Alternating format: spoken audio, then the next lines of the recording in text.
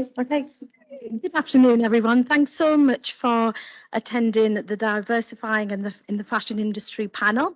So we've got some amazing people on the panel with us that we're going to talk about the topics, and any questions at the end, we'll speak about it.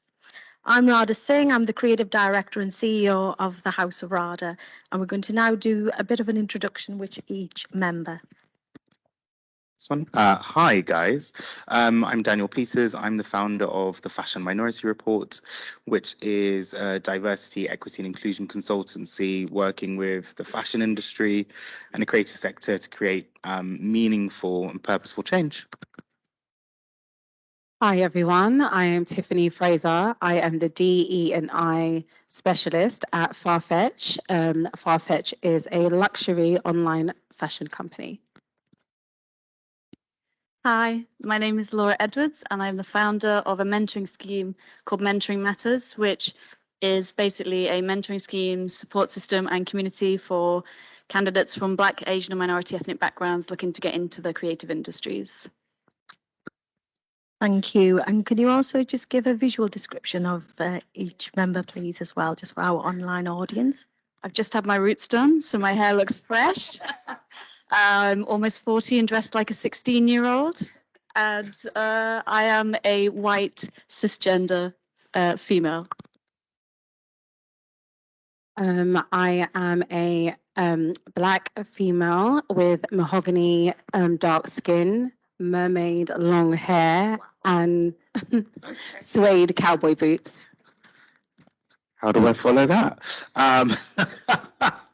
I'm a fabulous Black gay man, and I'm 6 foot tall. I wear glasses, and I'm wearing a pink cardigan right now. Thank you. And I've got dark brown hair, dark eyes, and skin. Wearing a leather jacket. So, getting into our first question to the panel. How and why did you get involved in issues of EDI in fashion? Daniel, could you answer that first, please? Of course. So I've worked in the fashion industry for about 17 years at this point, and I was really fortunate to cut my teeth at Burberry. And from that point, I've worked at the British Fashion Council, Selfridges, blah, blah, blah. They're all names at the end of the day. But the reality was that when I kind of sat back in May 2020 to look at what my experience has been working in the industry, thinking about Burberry, out of 2,000 members of staff, there were probably 30 or so Black or brown people in head office. And that for me was a disparity that needed to be changed. And so I've got at this point, which I think we all have, professional privilege, which I use as a way to pay it forward now. And by professional privilege, I mean that I've gained a certain amount of professionalism through knowing people in the space and building relationships, and now actually how can I use that as a way to make it a better industry for people from all different walks of life and diversity pillars. But it just felt like a natural thing that I needed to do. To be fair, Fashion Minority Report was supposed to be a podcast. It wasn't supposed to be any of this, but I'm incredibly honored and proud to get to do what I do on a daily basis. So I've also worked in the fashion industry for a long time, a lot like Daniel. I worked for the popular brands that you would have heard of, from places like Selfridges, Jimmy Choo, Net-a-Porter, Harrods, etc. And I landed at Farfetch, and before I became a DE&I specialist, I was actually an executive assistant, which meant that I had close proximity to the senior leaders.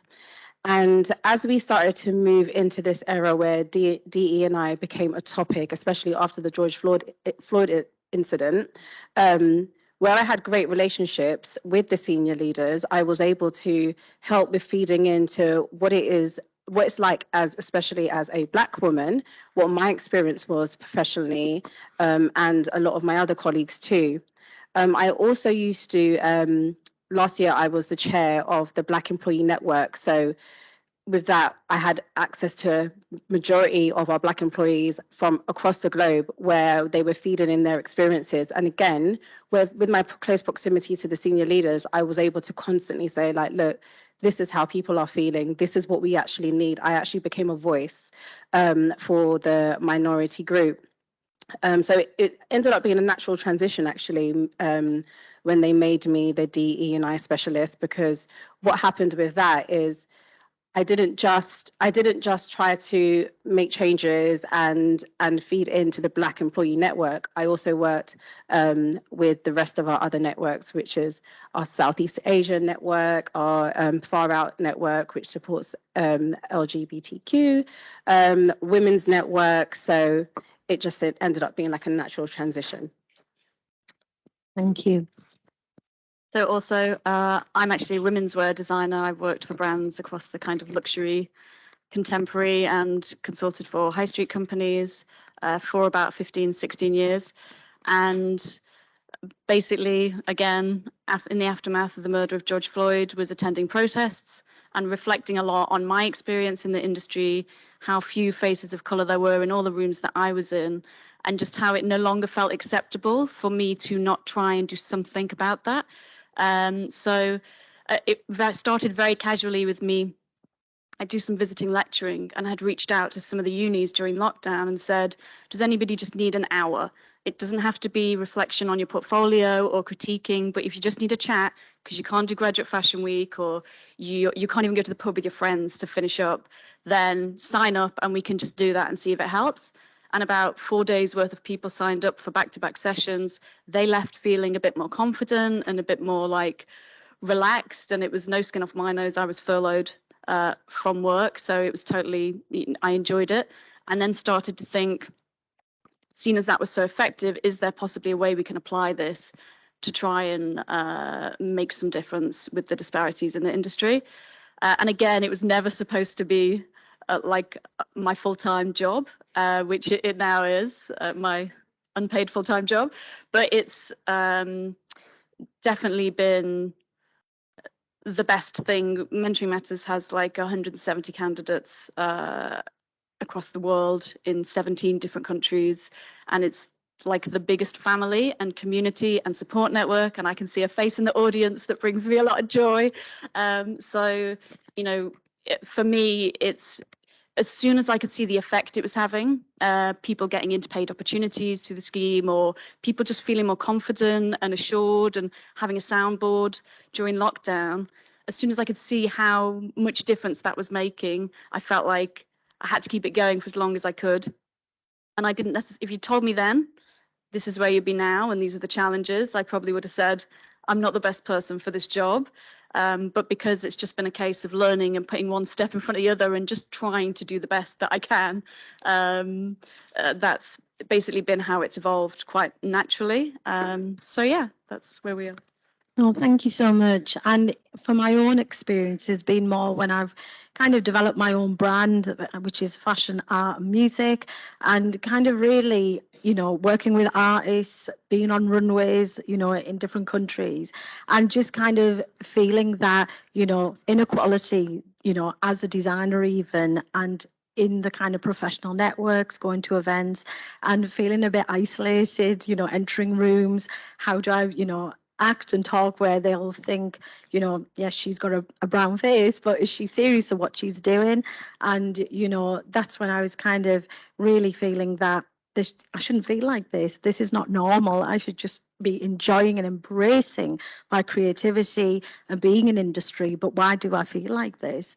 And it was just then when I started speaking to other professionals and then them saying that, well, I'm from an African background and I feel the same way as you, where, you know, I'm in a senior position, but I think twice before I give a reaction, you know, when I speak to others that are in the room. And it was just when I kind of really openly spoke to them and said, well, why is that?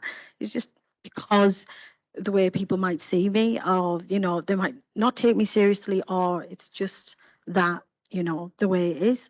And I just thought it shouldn't be like this. So that's when I thought, well, you know, if I could use my platform or my brand as kind of supporting these issues and then working across into the learning sector with students, again, that voice that I kept hearing of the young generation, of the difficulties they're having in the classrooms, not having them role models, not having teachers that really understood them, because again, not coming from a similar background or even just that understanding, again, made me more aware, thinking that we have to get moving with this and making changes for the better. But yeah, that was really what made me do what I'm doing today. And thank you. So our next question is, tell us about the work your organisation or platform does. And I'll go to Laura for that first, please. So we work across like a variety of ways.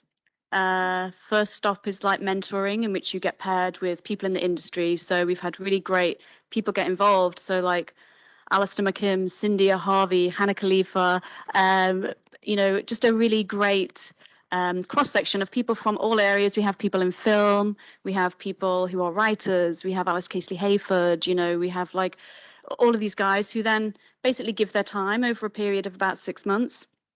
So that's the first step, is you get this time with somebody one-on-one to ask them questions, to just have that space, have a bit of a cheerleader for you. And then what we wanted to make sure was that at the end of that process, it wasn't just that person was out there on their own then. So I was trying to figure out what we could do. So we basically created a network, and I wanted it to feel like much more of a community. So we have like a message hub where if there's job opportunities, paid placements, grants, exhibitions, I can drop that into the message hub. Everybody can apply for it. If we get tickets for Freeze or Molly Goddard fashion shows, we can drop that in the hub and the guys get to go.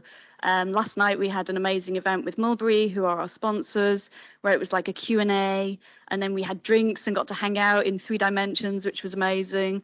You also have that support network, which also means there's lots of peer relationships being made, which gives the guys their own agency. They can ask each other questions, lift each other up. And as they're starting to get their foot in the door, they're seeing each other in those rooms and they're being like, hey, we know each other. And so these relationships are being formed, which is really beautiful. We have like people having coffee in New Zealand. We have people shooting together in India. And we have a lot of the UK based guys as well.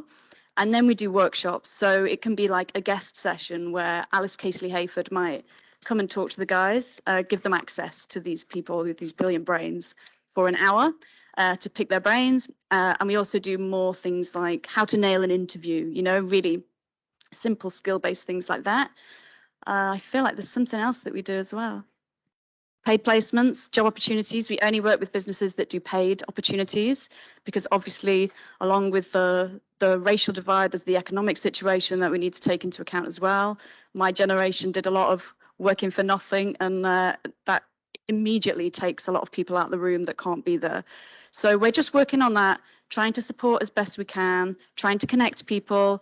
Out of that 170 mentees, 25% have already had paid work through the scheme, which is something that I'm so proud of because we've worked really hard on it. And actually, as soon as people have that network, which previously was only open to a very small majority of people whose friend's mum knew somebody who knew somebody, now it's a much broader network and you can see people like getting in there and really like flying as they should be. So yeah, I think that is everything that we do. Thank you. Tiff, would you like to go next, please? Yeah, so I would say I would have to break it down into 3 categories. So the first is recruitment. So in regards to making sure that we're getting diverse talent in the door. So some of the things that we've done is we've been working with a lot of great partnerships. Daniel's partnership, Fashion Minority, being one of them. And we really, before we chose the partnerships that we were going to work with, we really looked at what it is that we're trying to do as a business when it came to diversifying our platform. And one of the issues that we identified that was at top of the list was actually race when it came to Black representation. So we purposely made sure that we were working with partnerships that really focused on this. So when it came to certain jobs and stuff being out there, we're working with these partnerships that can publicize the jobs, where they have the network of young Black future talent that are, will be looking at their website and stuff to apply through. Also doing talks, hosting them, within our office, giving them sort of like an insight into what it's like in this world. Because obviously, if you come from a certain background, you may not be exposed to different jobs and stuff in the fashion industry. The other part of the pie, I would say, is internally. So what are we doing for our internal staff within the business? And a few of those things are looking at making sure that everybody is paid fairly across the board, making sure that Black talent who have been in the business for over 2 years are sitting down with our CFO and our chief of people, talking about their experience, what it is they want to do, how they can help, making sure we have got networks such as the Black Employee Network amongst 9 others, other networks too, where we all networks actually have an executive sponsor. So this sponsor will be somebody that has a lot of knowledge and a lot of influence within the business that can help their community that they're sponsoring to achieve what it is that they're trying to achieve.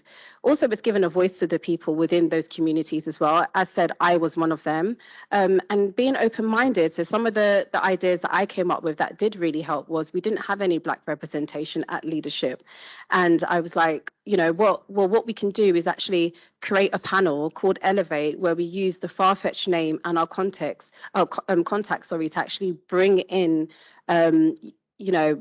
diverse talent to come and speak to our community, not just the Black employees, but the business as a whole, about what it was like for their journey, what it's still currently like, and what it is that we can be doing to improve.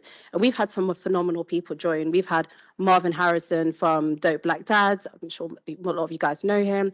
We've had Olivia Rustang. I hope I said that right because I know where I am. From Balmain join. And we've also got Edwin Edenfield from Vogue actually joining us next week on the same platform to come and speak to the community and speak to the business. And that's just one of the amazing things that have come out of just us going to senior talent and leaders and saying, this is what we want, how can you help make it happen?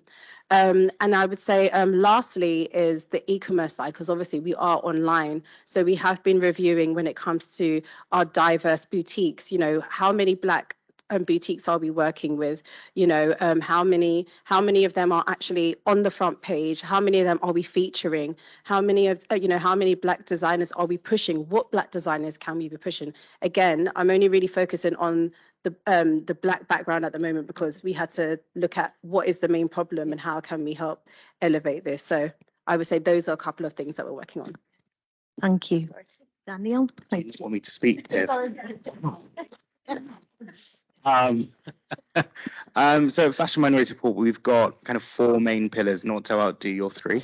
But in line with Mentoring Matters, we run a mentoring program that lasts for 16 weeks, and you're paired with an industry professional from one of our partner brands. For the cohort we've just closed out, Farfetch was a partner, Fred Perry, Dunhill, Pouge Group, and ASOS. And at the end of the program, our mentees then get the opportunity to apply for a paid internship, which is paid at London living wage at one of those brands. And we've now got 3 young Black women at ASOS. We've got an Indian woman at Pouge. We've got 1 more person at Dunhill, and then we've got 2 going into Fred Perry. And that for me is a really amazing process that brings it full circle, because it's yes for the mentees, but it's also for the mentors, because they get something from it as well. And we're 3 cohorts in. We also now run speed mentoring off the back of that, where you get to come in for an evening with like-minded peers. You get paired with 2 mentors for the evening, and you get to talk about some of the things that you're perhaps struggling with.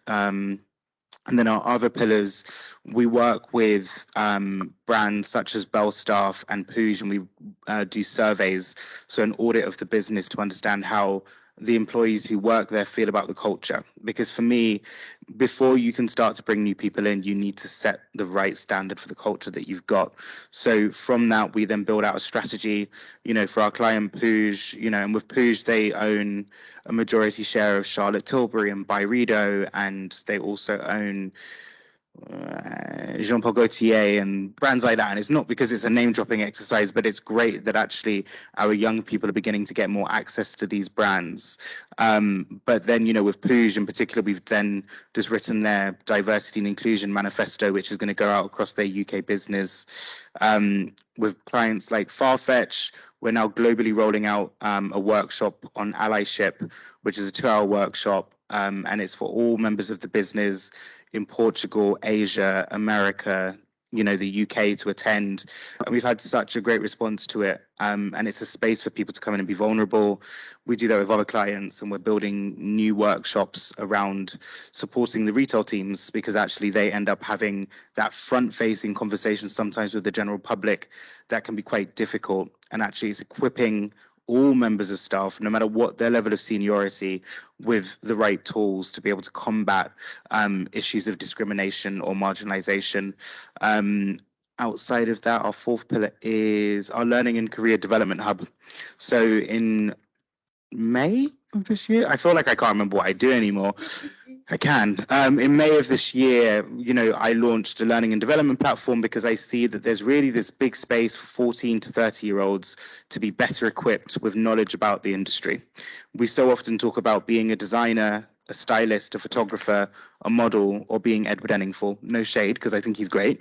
But those are the kind of only 5 roles that we really talk about. We don't talk about being a pattern cutter, or being a fabric and trims buyer, or being, a project manager, or the finance officer, or the HR, whatever.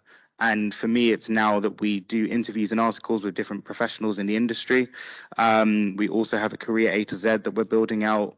We've just run a summer school for 14 to 17-year-olds, which was really great. And within all of this, we've got partners, again, like ASOS and Farfetch, who are supporting us in All Saints. And it's really incredible to be speaking to a broad intersection of people, outside of ethnicity. We're looking at gender, disability or ability. For me, coming from a single parent working class family in Peckham, it speaks true to my values and my background, and how I can try to elevate people. And on that note, I'll shut up.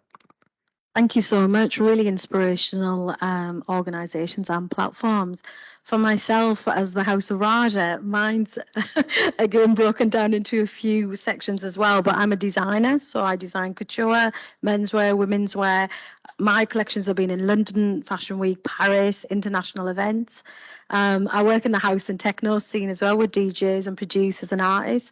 I open doors for them, creating opportunities. I collaborate on their events and just really champion talent from multicultural backgrounds, because again, there's just such a lack of that in our creative industry and fashion. I also have an award-winning learning platform as well, and very similar to my other colleagues as well. We're mentoring, doing live industry projects, placements as well, which are remote. So then students that have to worry about costs and traveling, they don't have to. They literally work from wherever they're from, whether they're at university or they're working at home, they can do that. But just accessing, having that accessibility, being, mentored or working with industry, myself as an industry senior, and just kind of being inspired that really, if I can do it, you can as well. And next year, we're bringing out the Creative Industries Masterclass program that is going to be basically bringing together globally industry leaders from fashion, music, art, theatre, and again, covering that multicultural, influence and support for your students who are studying their further education or higher education. And again, just to give hope and support, because end of the day, without people like us, you just wouldn't have that basically. But thank you so much for your answers. So the next question is, what do you think the fashion industry and education needs to do more in terms of building more diversity in fashion? I'll come to Daniel, please.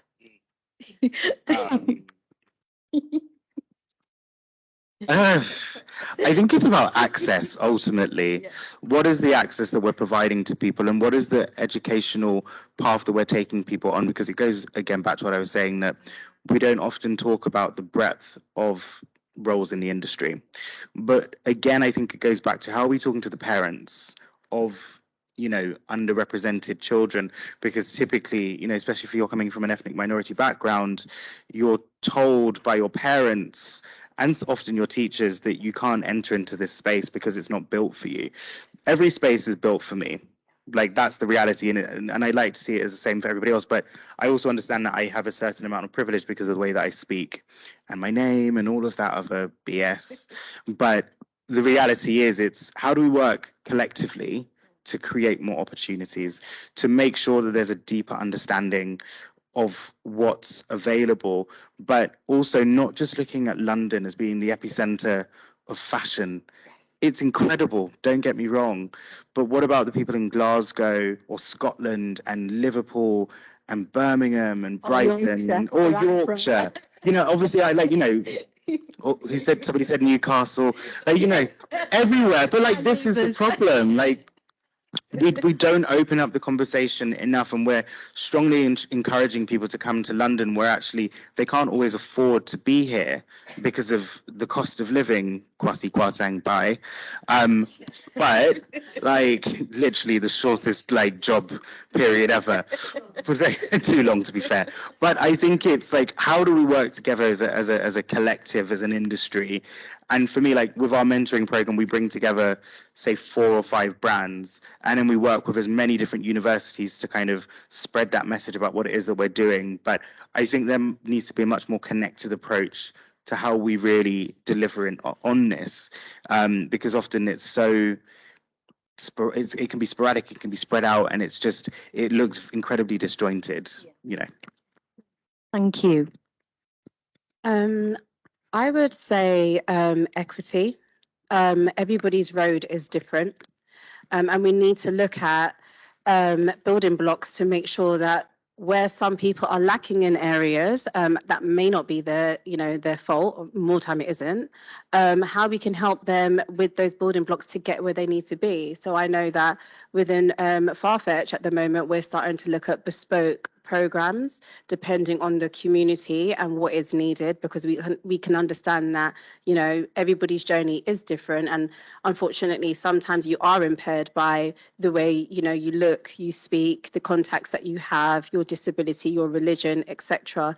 So definitely looking at equity and how are we making sure that the road, it might not be you know, the same way, but making sure that it's the same destination for everybody, to make sure that we're getting more equal opportunities. And I would say secondly, like just keeping it real and leaning in. You just have to lean in. Sometimes things don't feel right. Sometimes we don't have the data, but what we all do have is a heart and a gut. And just connecting the two and saying, you know what, you might not speak a certain way, come from a certain background, gone to a certain university, but I work with you, or I know you, or you're sitting in front of me in the interview and my heart just takes to you because I can see you've got what it is, and just taking a chance. You know, we've got probation periods. If they don't work out after 3 months, you know, whatever, but actually really just leaning into people and giving them an opportunity and a chance. Thank you. I completely agree with both of what the guys were saying. I think access is really important.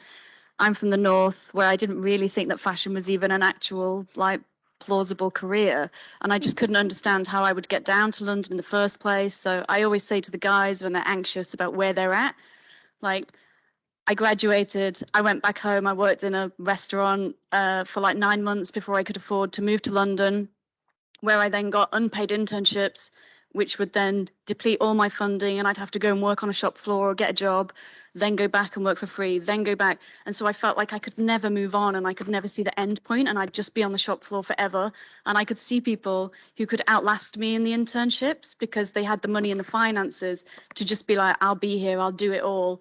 And I couldn't make that happen. So it felt tough enough. And I'm a white person who can see myself reflected in every single job in that office. So there's a confidence that comes with that I at least think, well, I want to be here, so I'm going to have to do whatever it takes, you know. And I think there's a lot of the access and demystifying the industry and sort of reaching out to people that are in different areas, so it's not so London-centric, but also the equity issue. It's not really good enough to just be trying to put people in the entry-level positions. You need people in the leadership roles. Even from, this is what I don't understand, even from a purely business sense, if you're a business brain, the more people you authentically reach and can speak to as a brand, the bigger your audience, surely the higher your profit. So even if you don't care about it, I mean, then you should be in prison. But like, you know, even if you don't care, surely from that point of view, it makes sense for you to expand your business and get all the voices in the room from different economic backgrounds, different like ability levels, women, men, you know, non-binary people. Like, the more people you have in the room, the better the conversation is and the more chance you've got of actually making effective change. And people can sniff it out when you're not being authentic, when you're saying something but you don't really mean it and you don't care about it. People can tell it a mile off. So I think a lot of businesses say to me, oh, but I only get the same people, like the same blonde-haired white girls from posh backgrounds coming for the roles. So then at that point, I'm like, well, then at this point, we need to be accountable. What is it about us and our business that isn't inviting for people from different backgrounds? How do we adjust that? It's an uncomfortable conversation to have and to like look at yourself sometimes and be like, right, okay. And then I do believe if you need to make targets, do whatever it takes, because whatever we've been doing has not been good enough and it's embarrassing at this point. So I think, you know, pushing people, having uncomfortable conversations, it's got to be done, and the outcome will hopefully be like, even just standing in the room last night with the guys from our scheme, it is the future is in that room. So I'm like, don't even bother talking to me, talk to them, because you're all my bosses in like a few years time, you know. So yeah, I think it's about really challenging everybody and yourself and having the right intention and using your privilege to try and make any difference that you can, basically. Thank you so much. I think those are really important points that you've all made, and all that I can really relate to, and I'm sure the audience can too. And something that I can really relate to, Daniel, is, you know, when I started the House of Radha, I was a single parent, little 4-year-old, just graduated, and thinking, how can I move my little family as me and my son down to London? Fashion is what I've studied, and design. Jobs, there's nothing in the North Yorkshire, Northeast where I'm based. What do I do? And that's when I just thought, well, the only way to get my work out and creativity is create a platform, but don't just do it for myself. Try and do it where others can also share it, and, you know, share their, you know, beauty, how they see it, whether it's an art, music, you know, whatever it is, do it together, because as a collective voice, I feel that's stronger and you can just create beyond what you expect. But I really work hard to champion, you know, outside of the, you know, London. I mean, London means a lot to me in the sense of the work that I do here, but being based up in the North area, it's important that, you know, something happens there too. So I do work with institutions there.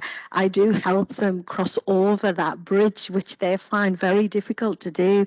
Their students are really scared in, you know, leaving that kind of comfort zone and seeing if there's doors open for them here. And everyone here is even fighting for them opportunities. So how can they find their way through it?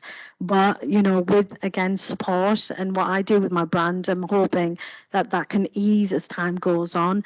But again, it's just things that, you know, are very important that we need to really stay focused on. But thank you so much. So that's the kind of last of our questions, and now it's just over to our audience in person and online. So does anyone have any questions for our panel, please?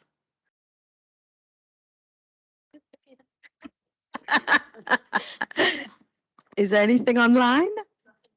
We're okay. Okay, we've got a question. Oh, it's quite American chat show. I know. Thank you very much. I would like to hear what your account experiences of it seems to me, listening to you, that there is so much happening that you're doing at sort of ground level, sort of grassroots movements, and that is very vibrant. At what point do you think there still is, you know, this kind of British Fashion Council and other powerful, unless they're not, institution that also have to do more than just wait for the grassroots movements or the people to do all the work that is being done? So do you feel, my question would be, there might be still a discrepancy between a fairly comfortable British structure there or system that does not allow and support designers from minorities? And is the dialogue happening? Or do you want to answer? So I do some work with the British Fashion Council. You know, we could move quicker in general, but I think it's also not just a UK issue, it's a global issue when we look at the fashion industry. I think that the UK fashion industry is perhaps advanced a little bit quicker than some other spaces, but for me it also comes back quite centrally to government. And actually, what is the government putting in place? You know, if you're a company of 250 people or more, you have to talk about, you know, gender pay gap, but actually we don't have anything in place for that in terms of quantifying ethnic minority. So actually, I think that there's a lot that can be done there to mandate change. And, you know, I think not because I do work with the BFC, but they're a small organization who are a charity in theory, and they don't write the rules and they can't enforce for a company or business or brand to do something. They can spearhead change as much as any of us can, because for me it's a case of the fact that we're all change makers, and for that 1% of change that we all make, actually it feeds into the bigger picture. But I think there are always barriers, and there will probably always continue to be barriers, but I think that with us coming together more collectively, we're seeing that change happen. You know, we can only look at what happened in Rana Plaza back in 2013, but we're still having to have the conversations about sustainability even more fiercely than we did before. So actually it goes to say that, again, without having that mandated change, we're not able to move the marker as quickly as we'd like to. I think it's great that there are different businesses of different scales getting behind schemes and initiatives such as what we're doing, and you know, working with each other in different ways. But again, I think it's also a mentality shift from the workers, and that's for me like why we go in and we talk about allyship in terms of workshops, because actually it brings about the understanding that actually it's not just the responsibility of minority groups to create the change. It's really about how we all effectively feed into that conversation, because if not, it stays stagnant and it doesn't move anywhere in any shape towards where it should be. Does that answer the question? Yeah. I actually think that transparency should be the key. So in the same way we hold people to accountability, whether it's coming through or not with sustainability, what does your board look like? What does your business look like? You know, why shouldn't we know that? And if that creates pressure and discomfort, then that's a conversation you need to be having. I feel like it's been so long of us saying, oh, this really needs to change, but has it really changed enough? Like, yes, like we're doing our best, but why should we have to wait for that? And, you know, the people at the top do need to be from all kinds of different backgrounds. So I think as individuals, we can challenge the companies that we're within and say, what about this? And we can challenge people that we talk to, and we can try and just spread it that way as well. But yeah, I feel like put it on your website. I want to know who works there and how long they've worked there and what they do there and how many people they have under them. You know, make people feel uncomfortable if that's what it takes to cause change. Like everybody else has felt uncomfortable with not having a place at the table, so I'm kind of up for that. Yeah, go. And just off of that as well, I think it's also about how we're surveying the industry, not just with one company, but also how we're looking at the industry as a whole to see what the makeup is of the industry.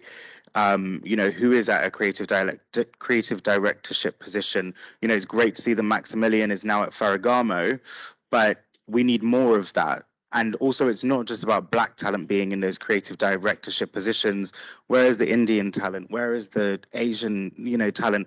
So many different people's voices need to be contributed to the, you know, to what we're discussing here. And it's just, to your point around transparency, there's been a very distinct lack of it.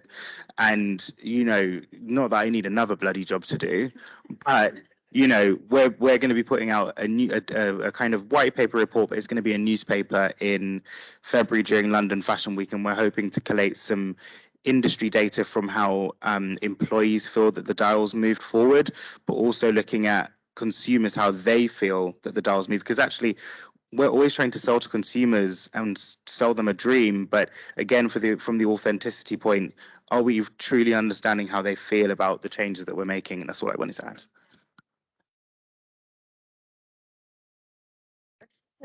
Thank you all for your amazing talk. I spoke to a couple of people in this room, including you, for an investigation I did last year.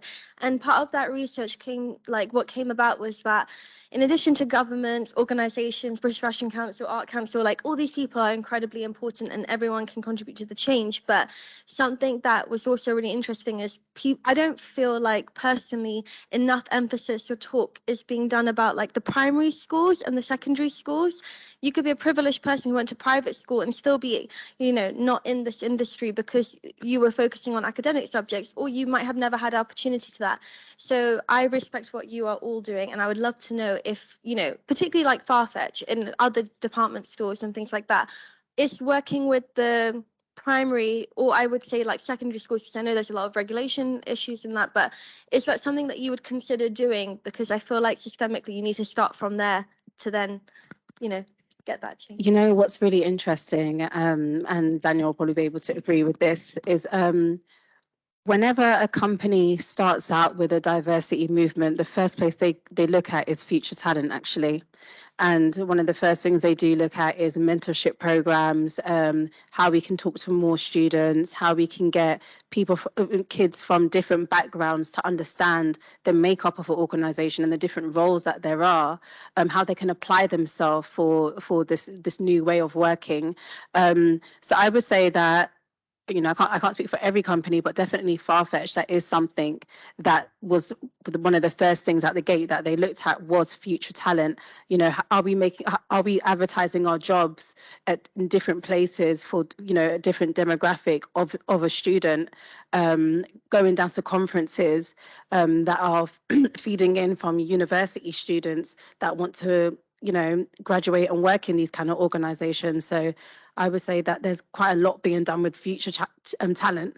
And sometimes I actually think we can never do too much with future talent, but sometimes I feel like that sometimes gets stuck there, and we don't concentrate on the talent that's already in the business, actually, because it's so easy to focus on future talent and what it is that they need to learn and what needs to be applied, and to make sure that they have access. That I think sometimes actually we forget about the talent that's in the organizations that might be going through microaggressions, that don't have equity actually applied.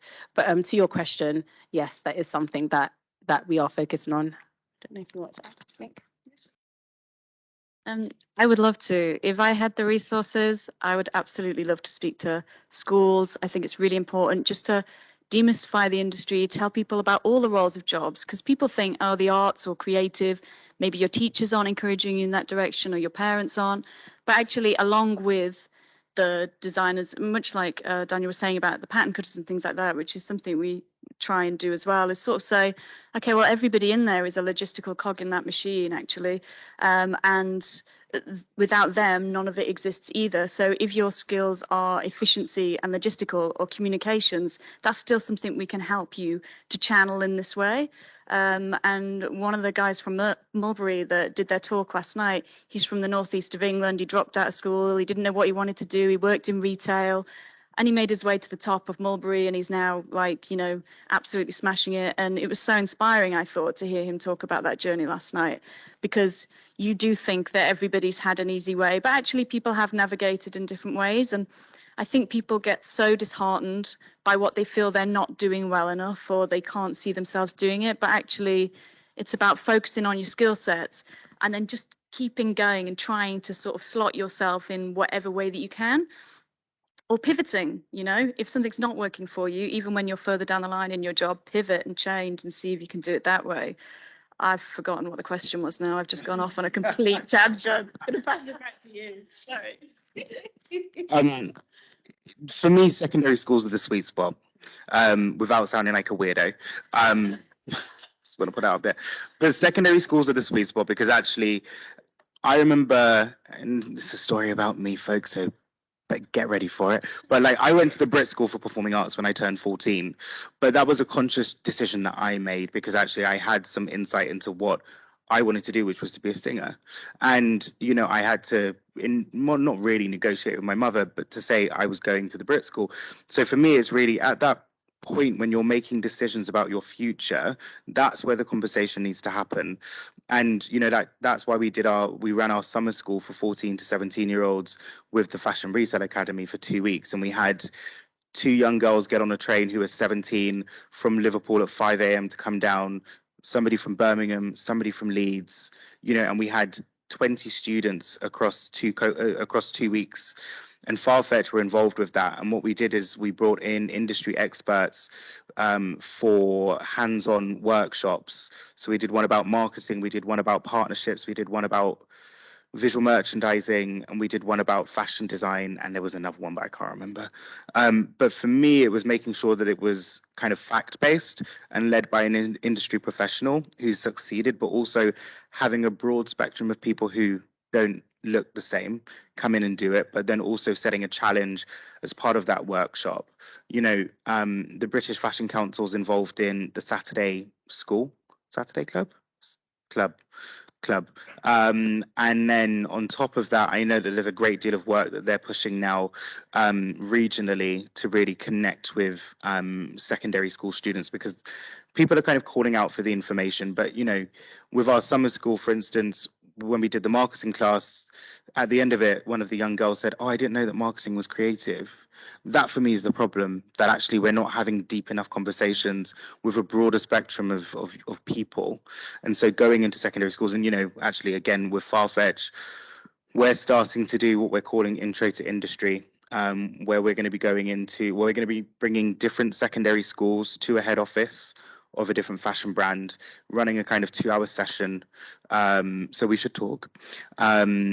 But we'll be bringing kind of year 10s, I think it is, or year 12s or something, into these places of work. We'll be again doing a presentation and then setting them a challenge to go away and actually work on that. And then, there's an incentive at the end that you can get a voucher for like the people who, the 3 people who produce the most exciting work. I'm conscious not to call it the best work, but ultimately that is the space that we need to penetrate, because that's where we can make the real change and difference. And it's not always about saying to people you need to go to university, and I'm sure Bernie will appreciate that in the audience, but it's not all right there, rock star. But it's not always about pushing young people to go to university. I started at Burberry at 19 because I knew that I wanted to get into the industry, and so I was on the shop floor of Selfridges doing 4 days a week when I was 18, and then I went to the VM team and said, "Do you know what? I've got an extra day. I'm happy to work for free and to learn from you." And then they put me forward 3 months later for a role at Burberry. So for me, I knew that university wasn't the path, but it's like we need to talk about the different pathways, and help people as best as possible to succeed and to thrive, but also just really nurture them. And myself, I'm actually going to be getting involved with the kind of secondary school side of it. And it kind of started with my son, to be honest, who was just talking about what I do as a creative, as a designer, to his teacher. And she just said, "Would your mum come in and do a little inspirational talk with our kids?" Because it would really give them an insight of the different areas that are available to them. So I think grassroots is going to be so key now than just FE and HE. Because if we get them at that young age and offer them the kind of options of different routes like Danielle, Tiff and Laura's talked about, they can then start making their decisions a bit more earlier in a way of, well, actually, I might want to be an entrepreneur and set up a business, then actually going through the academia route. I myself did vocational qualifications and then went and did my undergraduate, but as a mature student. So again, I used a different method of learning, development and experience as well. So thank you for that question. Appreciate that. Is there any more? We have a question from online. Oh, brilliant. Thank you. How can they best contact you in the future if they want to talk further, through social media, email, or LinkedIn? Yeah. LinkedIn for starters. Also, my email address is info@fashionminorityReport.com. Happy to receive any emails and have a chat. I think what we'll do is all our contact details, we all have social media, LinkedIn profiles, we will have them with CSM that can then distribute them to anyone that's interested. Thank you. Sorry, more questions? Yeah, this is definitely a question for all of you. I think it's amazing what everyone's doing, and I'm obviously like on the receiving end, so I'm very appreciative. But I think also a stumbling block I'm coming across now as a final year student here doing fashion journalism, where a lot of it is like, where's the facts, where's the statistics? It's that unfortunately a lot of like the quantitative data around like Black people in industries always kind of comes back to like Black people and or ethnic minorities in their relation to the like the justice system or the youth justice system.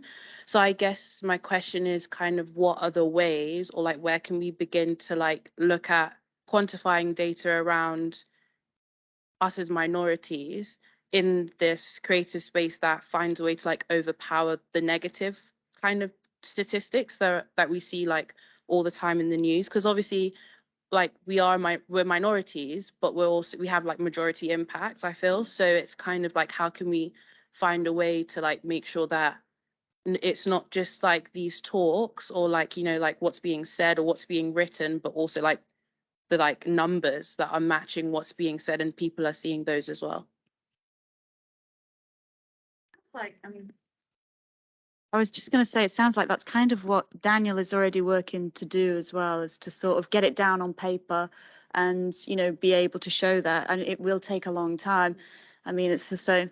It's like anything that doesn't concern white men, the data is like lacking. But yeah, I don't have the answer. I just wanted to say that I feel like that's the work you're doing, which is important work, for sure. So Yeah. Because that's the thing for me. There isn't enough transparent, authentic data, and that's why I want to make a start as best as possible. Also, the problem is though, a lot of us have survey questionnaire fatigue. So not everybody always wants to fill one in. So it's making sure that in a really succinct way that you can capture the mood of what's happening in industry. But again, it's not just from an internal perspective, it's also got to be from an outside perspective, looking inwards.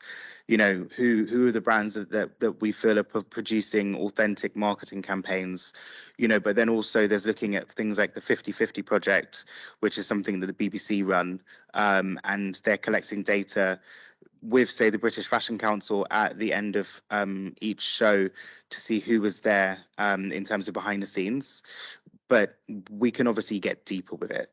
We need to, because actually, unless we understand the disparity and the breadth of who works where, we're not going to be able to like kind of quantify it in the right way and look at how we can use that to strategize how we move forward.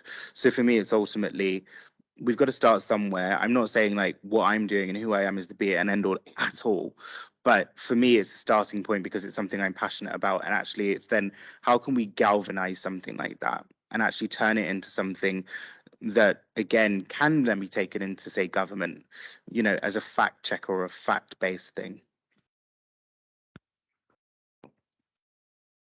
I mean, I was just gonna like, I think Daniel basically said it towards the end, and I think he mentioned it earlier on as well, where I was gonna say that it is hard to collate data when, you know, everybody is overstimulated as it is. But I think it will have to be one of those things where you have to make it compulsory. So maybe you have to look at government changes, like bringing in like, you know, certain rules and regulations to make sure that the data, you know, it isn't something that can actually be delayed anymore. Hi, thanks everyone. It's been really interesting. I just wanted to ask maybe for your thoughts on resilience. And I don't know if in your kind of industry context, this is language you use, but probably in your mentoring and that kind of side of it, possibly more so. Because I think in academia, we seem a bit obsessed with it. And actually, I think we don't spend enough time acknowledging that resilience is actually a massive privilege, because how do you build resilience? You take risk, and who can't take risks? People without resilience. So I think like this obsession with trying to instill that in our students and in young people and in future creatives who want to enter the creative industries is really problematic. But then I have this conflict of, okay, if I don't do this and instill this in my students, am I ill-equipping them for a kind of broken industry in many ways. So I constantly have this battle with myself of how do I do the right thing in, I don't know, in that world, in addressing that. And I just wondered if any of you have any thoughts on that.